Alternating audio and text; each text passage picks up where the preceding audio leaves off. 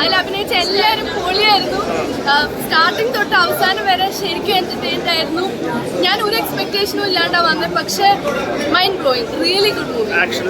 എന്തോ sorry ആക്ഷനാണ്, ത്രില്ലറാണ്. Starting തൊട്ട് അവസാനം വരെ ഫുൾ ടൈം എന്റർടൈൻഡ് ആയിട്ടിരിക്കും. എന്തോ നാടൻ അടിപ്പടം എന്ന് അടിയുണ്ട്, ഇടിയുണ്ട്, സ്നേഹമുണ്ട്, കോമഡി ഉണ്ട്, എല്ലാം കൂടെ ഫാമിലി ആയിട്ട് കാണാനും പറ്റും. എല്ലാം കൂടെ ഓ ശരിക്കും രസമായിരുന്നു. ഫുൾ ടൈം ഞാനിരുന്ന് തുള്ളിക്കൊണ്ടിരിക്കുകയായിരുന്നു. So BGM, audio, sound, VFX എല്ലാം റിയലി ഗുഡ്. പ്രായത്തിൽ ഇങ്ങനെ ഒരു മൂവ് ചെയ്യാൻ പറ്റുന്ന നിങ്ങൾ കഴിവ് തന്നെയാണ്. അതിന് ഇൻസ്പിറേഷൻ ആണ്. മലയാളം ഇൻഡസ്ട്രിയിൽ പുതിയ പുതിയ നല്ല ഡയറക്ഷനും കാര്യങ്ങളൊക്കെ വരുന്നുണ്ട്.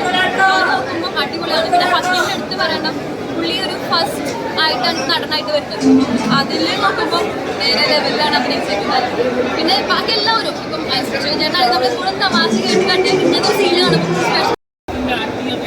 അടിപൊളിയാണ്. എല്ലാവരും പെർഫോമൻസ്, എല്ലാവരുടെയും പെർഫോമൻസ് നല്ല വെച്ചിട്ട് അശോക് ചേട്ടനാണെങ്കിൽ എല്ലാവരും ഫീമെയിൽ ആർട്ടിസ്റ്റും അല്ല എല്ലാവരും മാസ് സീൻസും അല്ലെങ്കിൽ ഫൈറ്റുകളെല്ലാം തിയേറ്ററിൽ എല്ലാവരും നന്നായിട്ട് കോൺട്രിബ്യൂട്ട് ചെയ്തിട്ടുണ്ട്. നല്ല സിനിമയാണ്. നല്ല ആക്ഷൻ സീക്വൻസ് ഒക്കെ ഉണ്ട്. നല്ല പടമാണ്. നല്ല എൻട്രി ആണ്. പടം തിയേറ്ററിൽ തന്നെ വന്ന് കാണാം എല്ലാവരും. പാട്ടൊക്കെ സൂപ്പറാണ്. നല്ല എഫക്റ്റ് ഉണ്ട്. നമുക്ക് തിയേറ്ററിൽ വന്ന് കാണാൻ.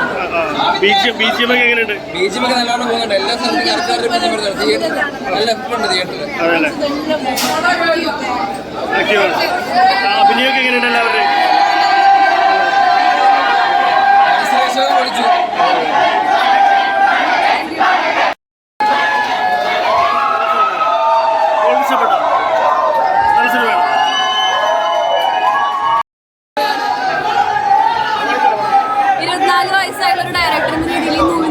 അടിപൊളി ടാലന്റ് ആയിട്ടുള്ള മൂവിയാണ്. പിന്നെ ഇവിടെ മൂവി മാറുന്നില്ലല്ലേ, ആളുടെ അഭിനയങ്ങളെല്ലാവരും കണ്ടതല്ലേ.